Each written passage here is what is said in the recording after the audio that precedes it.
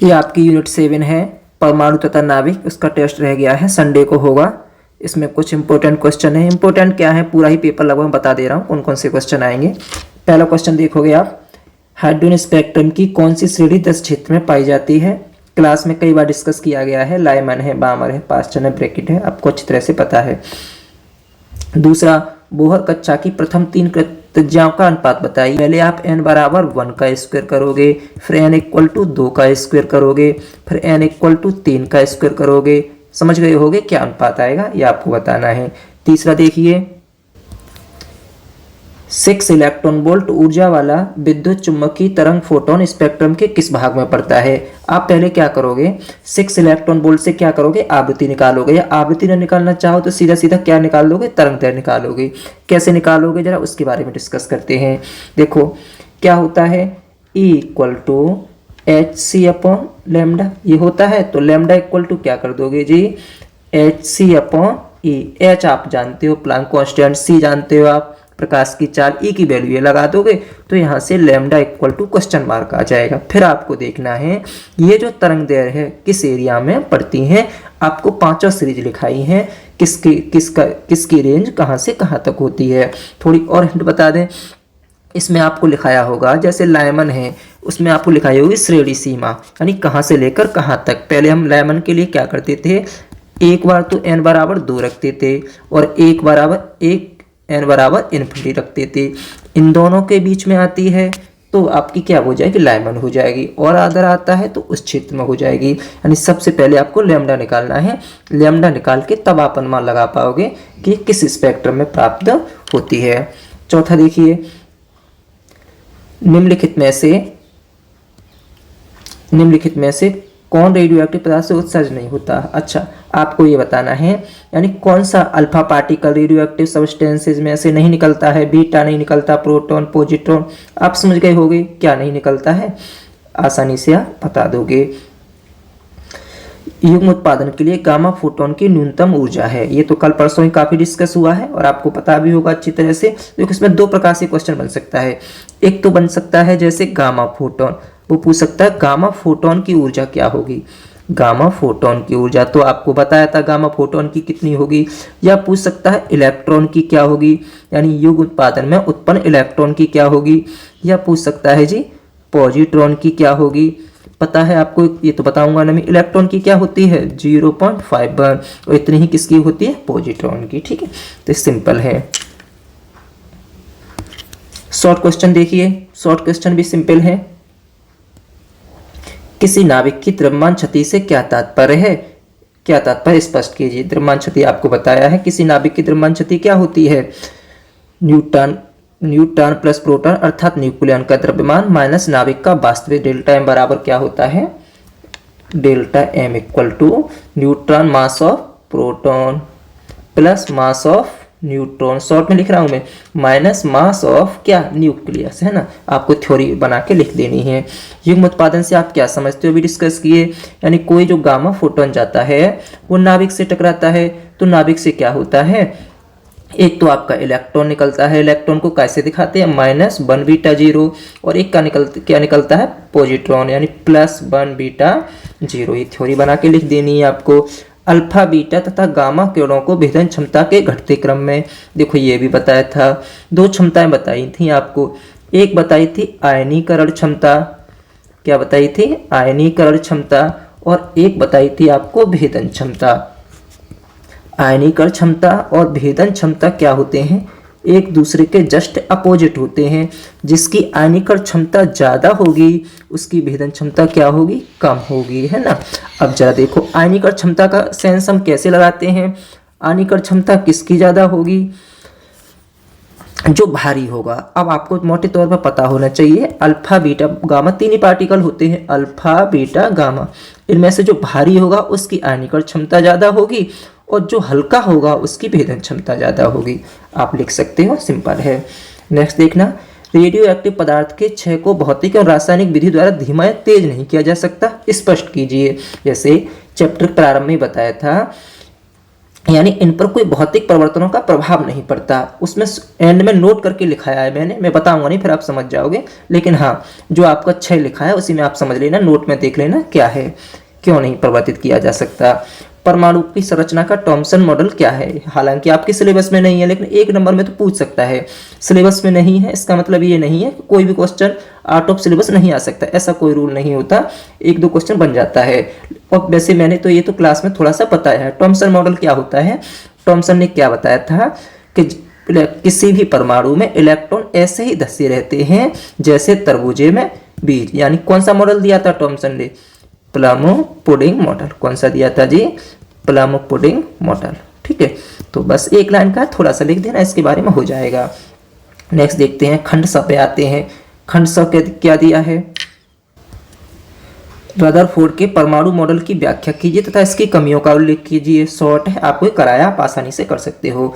Hydrogen मैं बताऊंगा तो काफी टाइम लग जाएगा। हाइड्रोजन परमाणु का ऊर्जा स्तर कीजिए, कराया है। हाइड्रोजन परमाणु के बोहर मॉडल में इलेक्ट्रॉन की प्रथम कक्षा मैंने आपको प्रथम द्वितीय तृतीय तीनों निकलवा दी थी। सिंपल है, क्या करती है -RCH/n², तो आप क्या कर दोगे -0.53 अपॉन दूसरी निकालोगे 2 का स्क्वायर, तीसरी निकालोगे तो 0.53 अपॉन 3 का स्क्वायर। पहली 0.53 होती है, कर देना आसानी से। ठीक है, 15वां देखिए, हाइड्रोजन परमाणु में केवल एक ही इलेक्ट्रॉन है, इसके उत्सर्जन स्पेक्ट्रम में कई रेखाएं प्राप्त होती हैं, ऐसा कैसे होता है? ये भी अब मैंने आपको समझाया था। इसमें बोहर ने कुछ और कहा था, बोहर और रदरफोर्ड ने कुछ और कहा था। यानी जो बोहर का संशोधन था रेखीय स्पेक्ट्रम, रेखीय, आपको कौन सी हेडिंग देखनी है? आप ये कहते हो कि क्वेश्चन ही मिलते नहीं है, देखो ये आपको हेडिंग देखनी है रेखीय स्पेक्ट्रम के संबंध में। यानी बोहर ने 2 कमियों में सुधार किया था। एक तो आपका रदरफोर्ड का परमाणु मॉडल था, रेखीय स्पेक्ट्रम की व्याख्या नहीं कर पाया था, बोहर ने इसमें संशोधन किया था। बोहर की जो इस रेखीय स्पेक्ट्रम की व्याख्या है उस हेडिंग को पढ़ लेना, आप आसानी से स्पष्ट हो जाएगा कैसे कर सकते हैं। हाइड्रोजन परमाणु की पहली बोहर कक्षा में इलेक्ट्रॉन की ऊर्जा इतनी है, यदि इलेक्ट्रॉन तीसरी कक्षा से दूसरी कक्षा में जाए तो आपको पता है जब कोई किसी परमाणु को ऊर्जा दी जाती है तो वो क्या करता है, किसी उच्च ऊर्जा स्तर में चला जाता है। फर्स्ट ऑर्बिट है तो उच्च ऊर्जा स्तर में जाएगा तथा कितने रुकेगा यहाँ पर 10⁻⁸ सेकंड तक पुनः वापस लौट आता है तथा लौटते समय दोनों कक्षाओं की ऊर्जा के अंतर के बराबर ऊर्जा को वैद्युत चुम्बकीय तरंगों के रूप में उत्सर्जित करता है। आपको ये भी लिख देना है। नेक्स्ट देखिए, 200 ग्राम जल में इलेक्ट्रॉन, प्रोटॉन व न्यूट्रॉन की संख्या बताइए। ये तो आपको सीधा सीधा कराया, आप इसे कर भी सकते हो, कोई दिक्कत भी नहीं होगी। यदि रेडियम की अर्धायु 16 वर्ष है तो 64 में आप 1600 है, यहाँ पे 16 वर्ष नहीं है 1600 वर्ष है, यहाँ पे 00 और ऐड कर लेना। ठीक है, 1600 वर्ष है तो 6400 वर्षों पश्चात रेडियम के कितने नमूने का आसम 1600 मतलब 4 अर्धायु निकल जाएंगे, तो आप सीधा कर सकते हो। 4 अर्धायु के पश्चात, हाँ ये और ये लगभग सेम है, कराया है। रेडियो एक्टिव पदार्थ के लिए अर्धायु क्षय नियतांक में संबंध, ये आपको कराया है। ठीक है, अर्धायु क्षय नियतांक में संबंध। वैद्युत क्षेत्र में अल्फा कण की अपेक्षा बीटा कण का विक्षेप विपरीत दिशा में होता है, कार्य स्पष्ट कीजिए। सिंपल है, आपको चित्र बनवाया था। यानी मान लीजिए अल्फा कण इधर जाता है तो बीटा कण इधर जाता है, क्यों? क्योंकि बीटा कण कैसा होता है, नेगेटिव होता है, और अल्फा कण क्या होता है, पॉजिटिव। तो आपको क्या जवाब लिखना है, क्योंकि अल्फा कण धनावेशित होते हैं, अल्फा पार्टिकल कैसे होते हैं, धनावेशित। तो कौन सी प्लेट की ओर जाते हैं, जो ऋण वाली प्लेट है। कैसी प्लेट है, ऋण वाली प्लेट की ओर जाएंगे। और बीटा का पार्टिकल कैसे होते हैं, पॉजिटिव। तो किस प्लेट की ओर जाएंगे, जो प्लेट कैसी है, धनावेशित है। ये आप थ्योरी बना के लिख दोगे। फिर क्या दिया है, यदि प्रकाश की चाल 2 गुनी कर दिया है तो नाभिक की बंधन ऊर्जा कितने गुना हो जाएगी। थोड़ा सा समझ के करना है, कर दोगे, न्यूमेरिकल है। नाभ की विखंडन तथा नाभ की संलयन से आप क्या समझते हैं, उदाहरण देकर स्पष्ट कीजिए। विखंडन आपको कराई दिया है, संलयन की हेडिंग आज हो जाएगी, तो आप ये भी कर सकते हो। युग्म उत्पादन एवं युग्मनाश से क्या तात्पर्य, उदाहरण से समझाइए। देखो युग्म उत्पादन पहले भी आ चुका है, 1 नंबर में आ चुका है, लेकिन वहाँ 1 नंबर में आपको उसकी वैल्यू नहीं बतानी, सिर्फ आपको चित्र बना देना है और इसका इक्वेशन लिख देना है, बस छुट्टी। लेकिन इसमें क्या है, आपको टोटल बताना है। टोटल का मतलब यानी युग्म उत्पादन में जो गामा फोटोन की एनर्जी होती है कितनी होती है, 1.02 मिलियन इलेक्ट्रॉन वोल्ट। ये कैसे आती है, लॉन्ग क्वेश्चन है, टोटल डेरिवेट करना है आपको। ठीक है, किसी रेडियो एक्टिव तत्व की अर्धायु को कैसे दिखाते हैं, स्मॉल कैपिटल टी से। ये आपको कैपिटल टी बराबर ये लिख दोगे, t बराबर 0 सेकंड, प्रारंभ की बात हो रही है। नमूने 800 परमाणु है, यानी प्रारंभिक परमाणुओं की संख्या कितनी है 800, n नॉट हो जाएगा जी। गणना कीजिए क्षय नियतांक क्या होता है लैम्डा होता है। वह समय जब तत्व में 1000 परमाणु शेष रह जाएंगे, स्मॉल टी। समझ गए वो कौन सा फॉर्मूला लगेगा, सिंपल है कि इस तरह के काफी सवाल कराए हैं। हाइड्रो स्पेक्ट्रम की विभिन्न श्रेणियों के लिए तरंग दैर्घ्य का सूत्र लिखिए तथा आरेख बनाकर समझाइए। देखो यानी विभिन्न श्रेणियों का मतलब आपको पता है कौन कौन सी श्रेणी प्राप्त होती थी हमें। सबसे पहले प्राप्त होती थी लाइमन, कौन सी लाइमन, ठीक है। यानी इसके लिए तरंग दैर्घ्य का सूत्र लिखना है, क्या होता है 1/λ इक्वल टू r ब्रैकेट में 1/n1 square minus 1/n2 square. अब इसमें लाइमन में जो इलेक्ट्रॉन आएगा वो कहाँ से आएगा, दूसरी से आ सकता है, तीसरी से आ सकता है, चौथी से, पांचवी से, है ना, डॉट डॉट करोगे तो n1 बराबर क्या रख दोगे आप 2 रख दोगे, है ना। इसके बाद क्या है बामर प्राप्त होती है। बामर में कहाँ से शुरू करोगे 3 से शुरू करोगे। फिर कौन सी प्राप्त होती है पासचन में कहाँ से शुरू करोगे 4 से शुरू करोगे। लैमर बामर पासचन, इसके बाद कौन सी आती है ब्रैकेट, है ना, ब्रैकेट में अगला 5 से। इसके बाद कौन सी आती है फुंड, है ना। सभी श्रेणियों के आपको तरंग दैर्घ्य का फॉर्मूला निकलवाया है और इसमें पूरा लिखना है आपको, लॉन्ग क्वेश्चन है।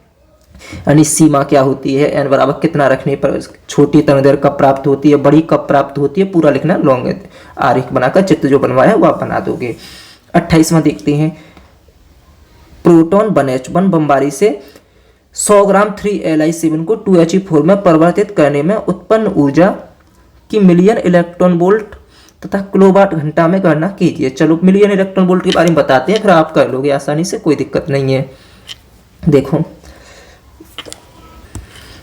सबसे पहले हमें क्या करना पड़ेगा, इसमें द्रव्यमान क्षति निकालनी पड़ेगी। द्रव्यमान क्षति के लिए आपसे क्या बोला था, यानी अभिकारक का द्रव्यमान माइनस उत्पाद का द्रव्यमान। ये क्या कहता है, यानी किसकी बौछार कराई जाती है, प्रोटॉन की बौछार कराई जाती है। किसकी बौछार कराई जाती है जी, प्रोटॉन की बौछार कराई जाती है। चलो 3Li7 हमारा पहले से था, प्लस क्या हो गया प्रोटॉन 1H1, क्या प्राप्त होता है हीलियम, यानी 2He4 प्राप्त क्या होता है, क्या प्राप्त होता है हीलियम प्राप्त होता है। तो ये तो क्या हो गए जी, ये बैलेंस कर लेना, ये तो क्या हो गए जी अभिकारक हो गए, और ये क्या हो गया जी उत्पाद हो गए। देखो यहाँ 3 और 1 4 है, यहाँ क्या है 3 और 1 4 है, यहाँ 2 है, यहाँ 7 और 1 8 है, यहाँ 4 है। केमिस्ट्री में सर ने आपको बैलेंस करना सिखाया होगा, मैं पूरा नहीं बता रहा हूँ, समझ जाना। यहाँ कुछ गुणा करना पड़ेगा 1 का या 2 का, चलो इन दोनों में से 1 का होगा, आप गुणा करके बैलेंस हो जाएगा। चलो बता देते हैं, यहाँ क्या हो जाएगा 2 का हो जाएगा। यानी आपकी इक्वेशन क्या होगी 3Li7 plus 1H1 equal to क्या 2He4। अब जरा देखो 3 और 1 4 हो गया, ये क्या हो जाएगा 2 दूनी 4 हो जाएगा, 7 और 1 8, 2 चौके 8, है ना। यानी ये क्या हो जाएगा अभिकारक, ये क्या हो जाएगा अभिकारक हो जाएगा, और ये क्या हो जाएगा उत्पाद प्रोडक्ट हो जाएगा। आपको क्या करना है, पहले अपकारकों का द्रव्यमान निकालना है। अपकारकों का द्रव्यमान आपको दे रखा है, देखो लिथियम का दे रखा है, इसमें ये आपको दे रखा है, प्रोटॉन का दे रखा है, दोनों को ऐड कर लोगे, माइनस अभिकारक में से क्या लेस कर दोगे उत्पाद। उत्पाद क्या बनता है हीलियम, हीलियम का दे रखा है आपको ये वाला, लेकिन इसमें 2 का गुणा करना है, ये ध्यान रखना। इस तरह से आपका डेल्टा एम आ जाएगा। अब डेल्टा एम बराबर कुछ भी आएगा आपका, ठीक है। अब ये ध्यान रखना, ये डेल्टा एम आएगा, ये किस में आएगा एएमयू में आएगा, किस में आएगा एएमयू में। आपको पता है एक एएमयू से कितनी एनर्जी रिलीज होती है 931 मिलियन इलेक्ट्रॉन वोल्ट। यानी जितना एएमयू आएगा उसमें आप क्या कर दोगे 931 का गुणा कर दोगे। ये जो आंसर आएगा आपका किसका आएगा मिलियन इलेक्ट्रॉन वोल्ट में। अब मिलियन इलेक्ट्रॉन वोल्ट में को किस में कन्वर्ट करना है आपको किलोवाट घंटा में, है ना। तो पहले आप जूल में कन्वर्ट करोगे और जूल से किस में कन्वर्ट करोगे किलोवाट घंटा में कन्वर्ट करोगे। ये कल परसों ही आपको डिस्कस किया था क्लास के बारे में, जब आपको नाभिकीय विखंडन के विषय में चर्चा हुई थी। तो अब आप ये नहीं कह सकते कोई क्वेश्चन ऐसा है जो आपको कराया नहीं है, आसानी से इसे करने की कोशिश करना। कोई न्यूमेरिकल रह भी जाता है, कोई न्यूमेरिकल या क्वेश्चन तो अभी 2 दिन है टेस्ट में आपके, तो आप क्लास में पूछ सकते हो उसे।